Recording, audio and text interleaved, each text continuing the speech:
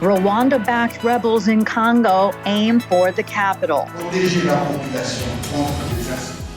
We will continue the March of Liberation all the way to Kinshasa. More bodies have been recovered as an investigation continues into a deadly midair plane and helicopter collision in Washington.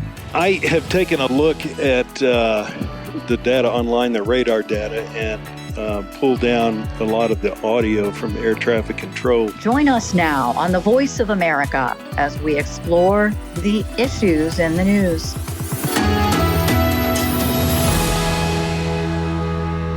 I'm Scott Walterman with Lori London in Washington. It is a very serious problem.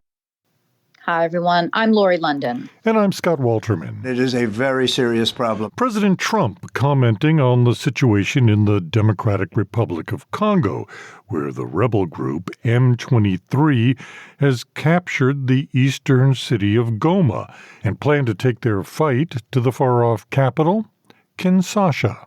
Congo's president has called for a massive military mobilization to resist the rebellion, and his defense minister rejected calls for talks. Another player is Rwandan President Paul Kagame. He has backed the M23 rebels, and Reuters correspondent Rachel Graham reports Kagame says he's ready for any confrontation. The long-simmering conflict in Congo has intensified over the last week, with M23 rebels capturing the strategic city of Goma. Congo, South Africa and others accuse Rwanda of backing M23. Kagame has rejected criticism over his country's role in the conflict. During a virtual summit of East African leaders, Kagame accused South African President Cyril Ramaphosa of distorting recent conversations about the conflict. He's also there pretending to be playing a peacemaker role, and he has a force that has been fighting alongside FDLR and has been fighting the M23 on the instructions of Tshisekedi, because these are people who are not supposed to be in Congo, that these are from Rwanda, or the M23 are not Rwandans, please. Congo President Felix Tshisekedi did not attend the virtual summit.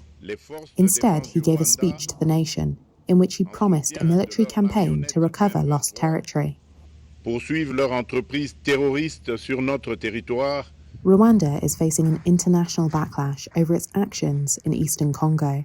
It has repeatedly intervened there, either directly or through allied militias, over the past 30 years in the aftermath of the Rwandan genocide.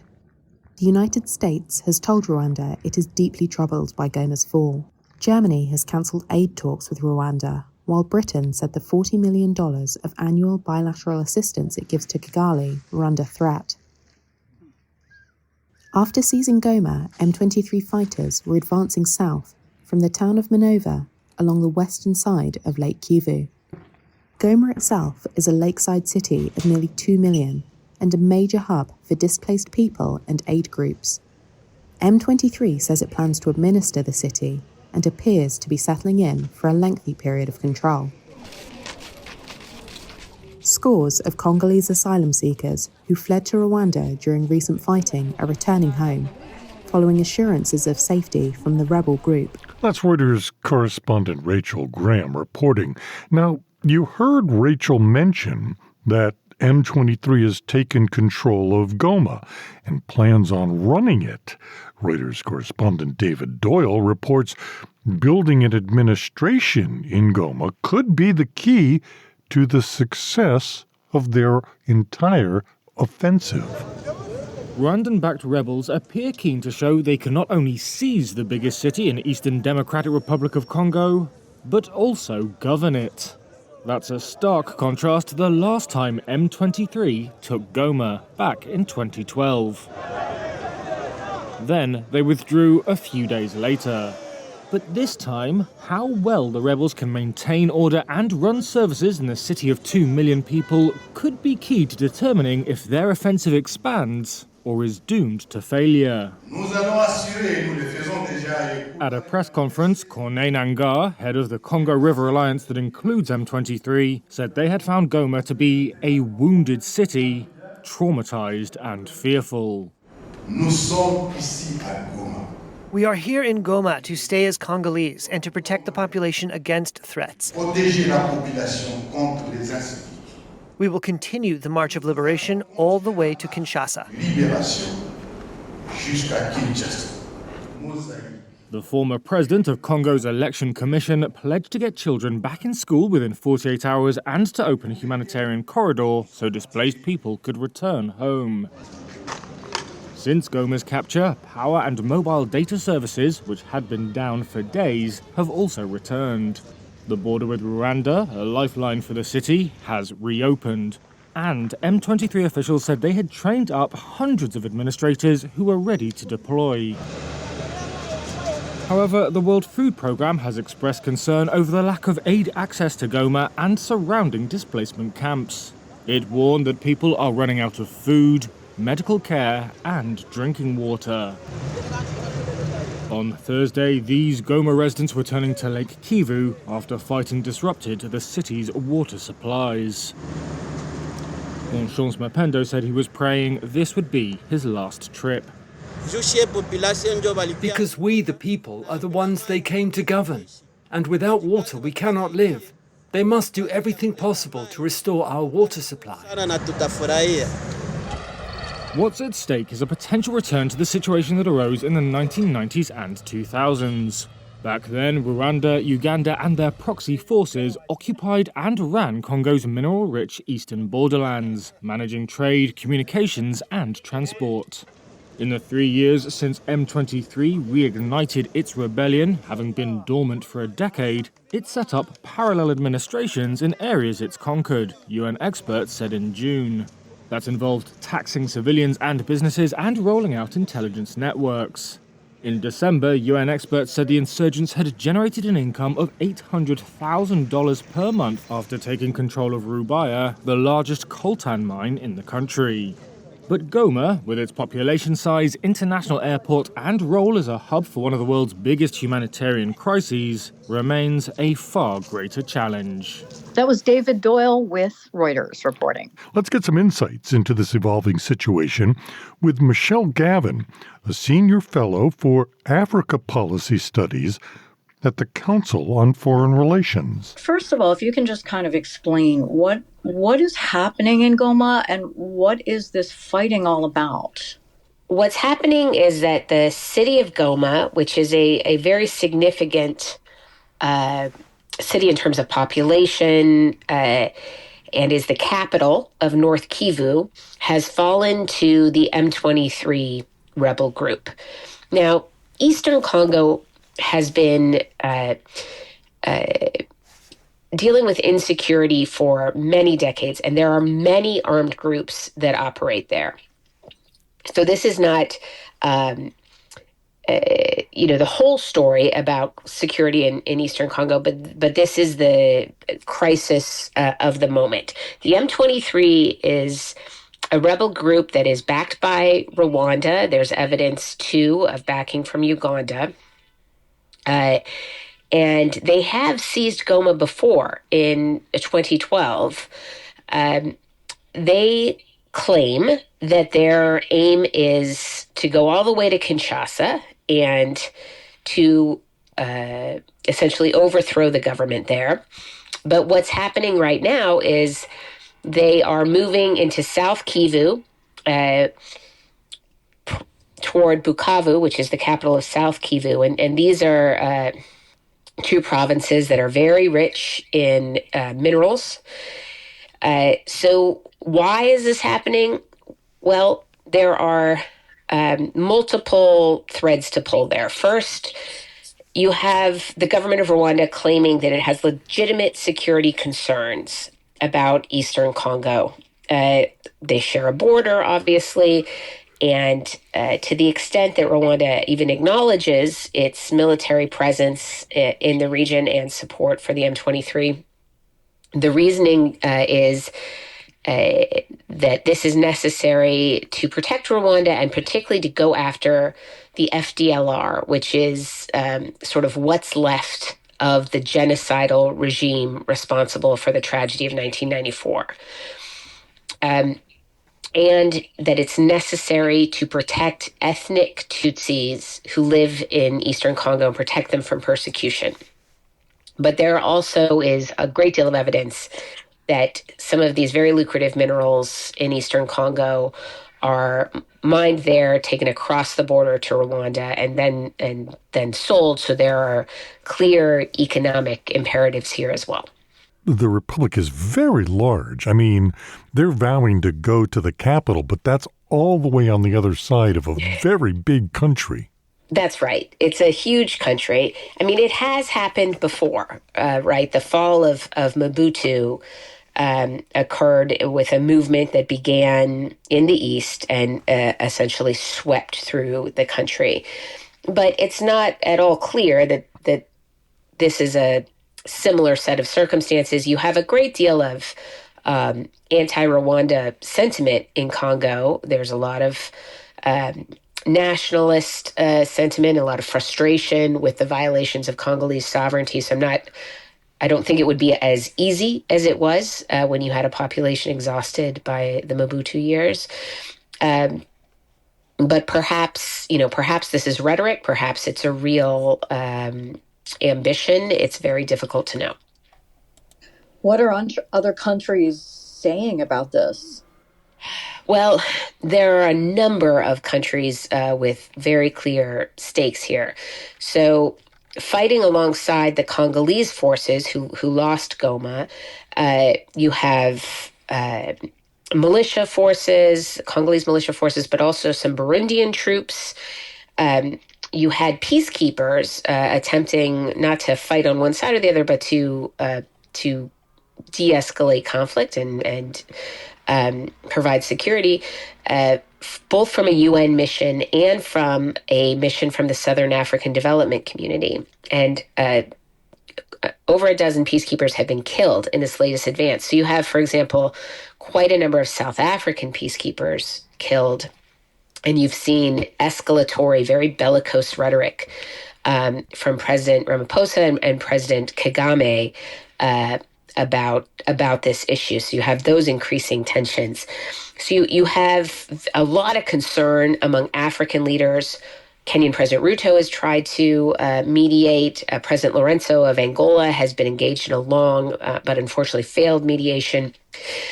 And then you have broader global leaders, many of whom are now saying Rwanda needs to stop its support for M23.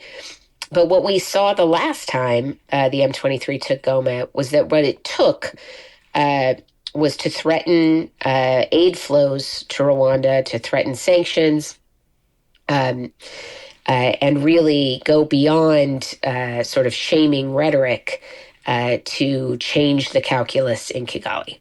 You know, you mentioned Burundi. I believe they have thousands of troops inside Congo, right?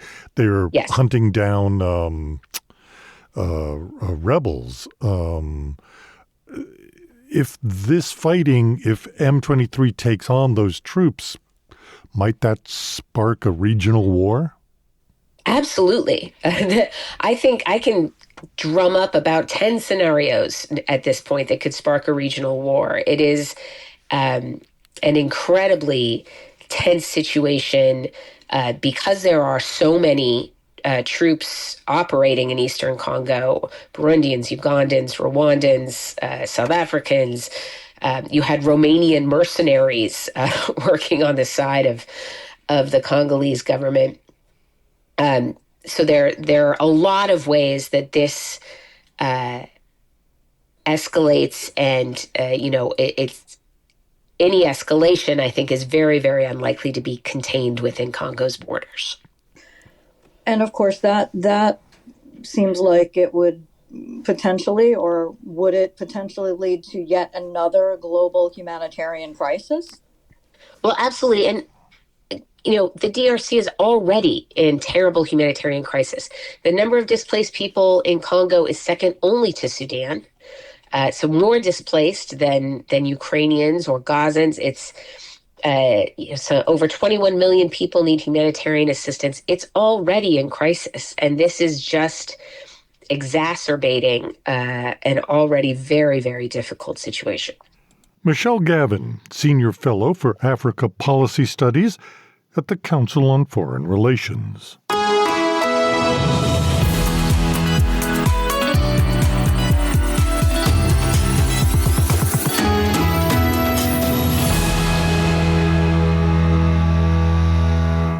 You're listening to Issues in the News. I'm Lori London with Scott Walterman.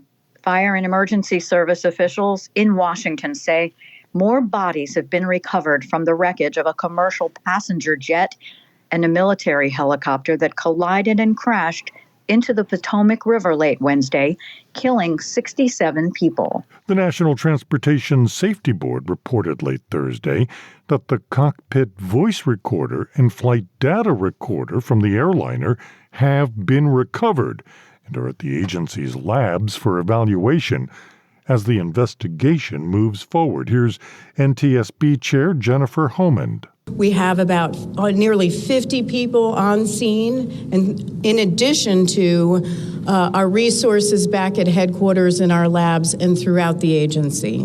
Divers are working to salvage both aircraft and find additional components. For more on what goes into an investigation like this, we're joined by William Angelley, an aviation crash attorney and former Navy pilot who's flown more than 1,000 hours in various types of military airplanes and helicopters. Thanks so much for taking the time to talk to us about this. We appreciate hearing your expertise. What can you tell us about what we know so far, and if you can also maybe break down the process of the investigation? Yeah, I have taken a look at the data online, the radar data, and pulled down a lot of the audio from air traffic control exchanges with both the helicopter and the American Airlines flight, and just kind of listened to what was going on at the time, trying to get a little bit of insight.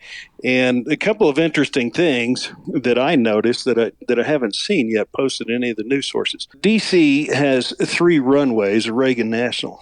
Runway 1, they're covering that, is a very long one, and that's the most used because it can be used by the larger jets.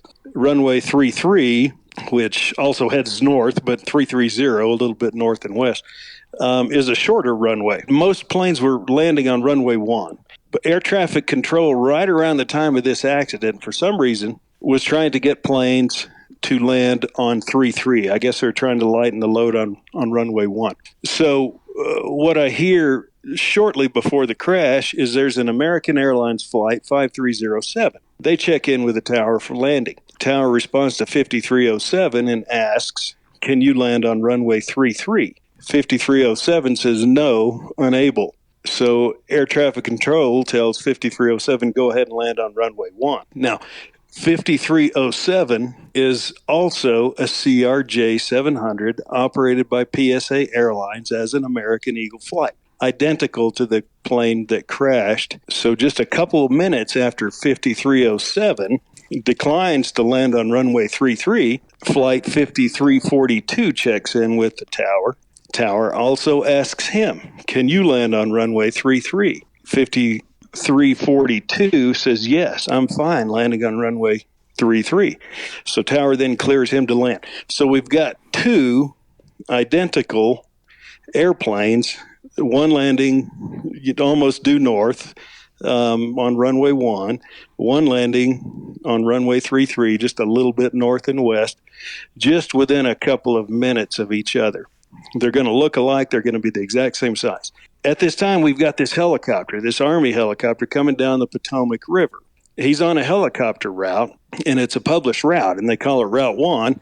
And Route 1 comes down the Potomac, kind of, past the mall, and then, a little bit south of D.C. It brings those helicopters right across the approach end, the landing end of runway 33, and further down runway 1. But air traffic control was aware of this helicopter being, right there, and asked the helicopter pilot, do you see the CRJ?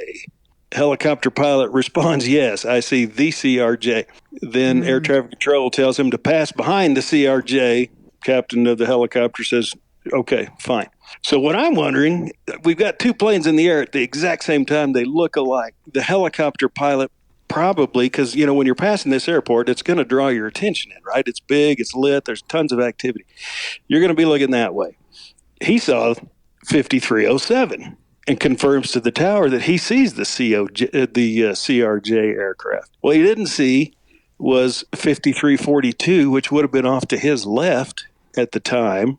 And Tower didn't tell him that he had two CRJs in the air. He just said, I got one CRJ in the air. Do you see it?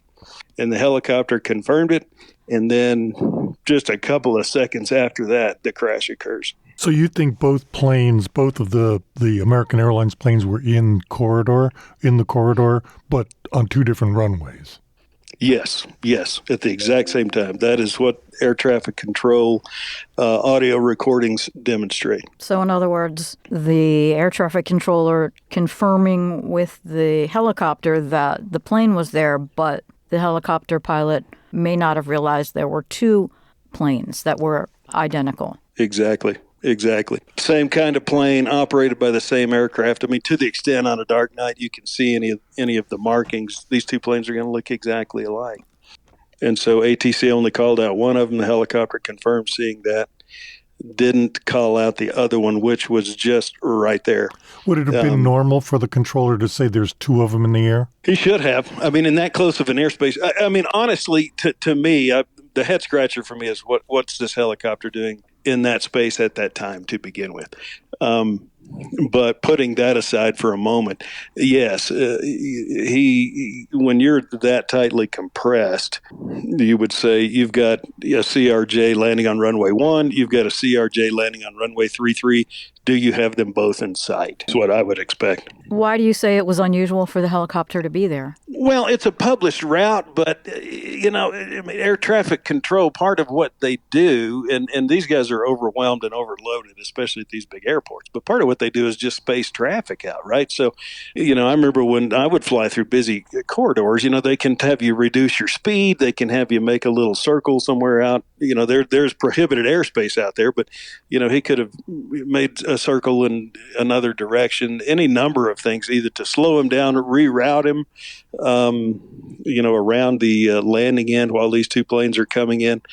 Just anything to have affected, the timing of these two airplanes occupying the same space. How do they conduct they're going to do the same thing you did. They're going to look at the radar data. They're going to listen to the chatter between the controller and the aircraft, right? Right. Yes, they are. I'm sure they have. I'm sure I'm sure someone else has put this together. I just haven't seen it posted on the news yet or the other news outlets. And I thought, that was very interesting. You got two identical planes, same space, same time, basically. And ATC only calls out one. Helicopter confirms seeing one. You talked about the controllers being overwhelmed.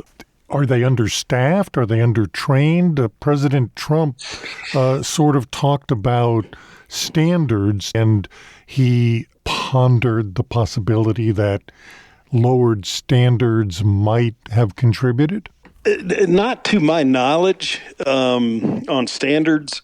Understaffed, I think, has been an issue for a while, especially post-COVID. Those numbers never came back to pre-COVID levels. And so I am aware that we are understaffed with, good air traffic controllers at a lot of these airfields. I am not aware that they're undertrained. I think these guys probably generally do a good job and the best job that they can under the circumstances. But this one to me just seems like there's a whole lot going on within about a half a mile space, which in the air is just not very much space. And it just didn't get caught. William Angelley, an aviation crash attorney and former Navy pilot who has flown more than 1,000 hours in various types of military airplanes and helicopters. And that's all the time we have this week. On behalf of all of us here at VOA, thanks so much for listening. For more news throughout the week, listen to our daily podcast, The Issue. It's available at voanews.com or wherever you get your podcast from. Join us next week for more issues in the news. Until then, I'm Lori London. And I'm Scott Walterman in Washington.